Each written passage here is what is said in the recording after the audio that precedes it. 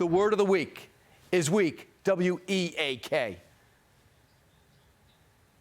The footage shows Russian jets making 2 passes from behind the drone, dousing it in a cloudy stream of fuel before one clips its propeller. Unbelievable. Here's the actual video of our drone being knocked out of the sky by an incompetent Russian pilot. And just like that, we're out $50 million. And a Predator drone, comically, is knocked out of the sky, freaks the Russians out, and of course, they blame us. Thankfully, we see by the video, they are lying again. So for a country to smash our aircraft in international skies and put it into international waters, it's obviously beyond unacceptable. It's time to push back with a brushback on our belligerent enemy, right? Making it worse, though, we learned the attack was green-lighted from the top ranks of the Kremlin. So if there's ever a time to blast Russia and fly 3 more drones right in that airspace, the next day, it's now, right? Instead, we get this. You believe, after what you've seen, that this was intentional. Is this considered an act of war? I won't speak for Minister Shoigu, nor will I get into the details of our discussion. We'll get into the details? Okay, then. Speaking of weak, let's flip to the border, then. Joe's border is a mess. He broke the border, partly due to the wall. He would not stand up. The administration denies it all. But we did, however, get an admission from the men who patrol it on a daily basis, who won't cover for him or his administration any longer. On the open border, that's upending cities, destroying families through fentanyl and overwhelming the Border Patrol. Their strength shows his weakness. Does DHS have operational control of our entire border? No, sir. Will you testify under oath right now? Do we have operational control, yes or no? Yes, we do. You heard the secretary. He said we have operational control. That's the definition of operational control. Based upon the definition you have, sir, up there, no. We don't have operational control. No, sir. Wow.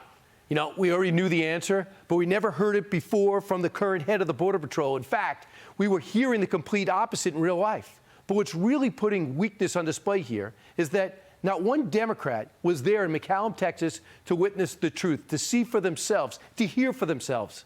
That response is unacceptable, and it's just plain weak not to be there. And what makes it worse is a Mexican president who not only isn't doing a thing to stop the flood of illegals through our country, he's denying his contemptible role, all while taunting us. We don't produce fentanyl here, and we don't have consumption of fentanyl. We regret very much what is happening in the United States. But why don't they attend to the problem? That was a challenge, right? But Biden and his administration's forceful rebuke never happened. And finally, this week, in this administration's never-ending quest for weakness, it seems, there's a slow-rolling collapse of too many regional banks, whose genesis can date back to Joe Biden's unneeded rescue plan that did anything but. We needed quick action. We needed bold action this week. What did we get? It was a Sunday meandering, a Monday temporary save, and a demand to salute our night owl chief. It's important to note President Biden does nothing at 9 a.m. He is a night owl. So the fact that he is doing this at 9 a.m. anyway speaks to how vital the White House recognizes it is for him to have his voice out there, conveying that to the American public. A nation that applauds itself to having a leader waking up at 9 o'clock, that's how low we've gone, how far we need to go. What's worse than a weak administration that does not take responsibility? One that has managed to also master the blame game. It is Trump's fault in a sense. The regulations that he rolled back were partly responsible for this tragedy. You take down regulations, you water down regulations, you weaken the power of the administration to deal with freight railroad companies. The last administration in 2018 rolled back some of those regulations that would have been incredibly important as we move forward.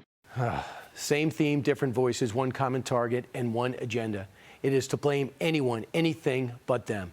Hi, everyone. I'm Brian Kilmeade. I want you to do me a favor. I want you to click to subscribe to the Fox News YouTube page. This is the only way that I know for sure that you're not going to miss any great commentary, any great news bites, any great interviews coming your way on Fox. You can get it all here on YouTube. So subscribe right now.